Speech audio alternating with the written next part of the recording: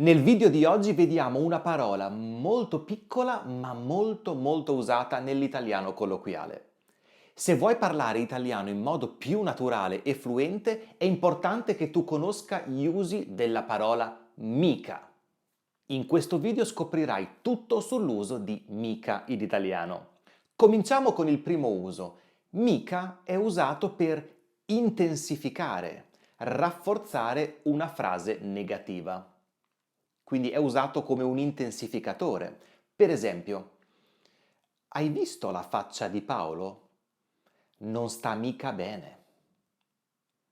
Potrei dire non sta bene, però con mica intensifico la negazione. Non sta mica bene.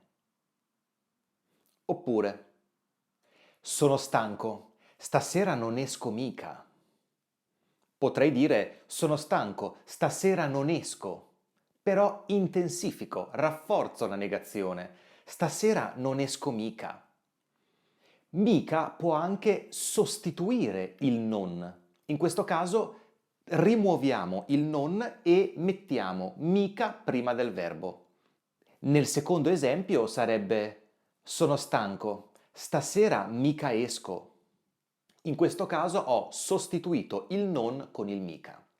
Quindi mica serve per intensificare una negazione e accompagna non. Stasera non esco mica. Oppure può sostituire il non, ma in questo caso va prima del verbo. Sono due usi alternativi, ma il significato non cambia. Stasera non esco mica, stasera mica esco. È uguale.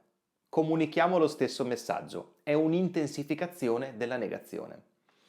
Spesso mica è usato in espressioni come mica male o mica tanto.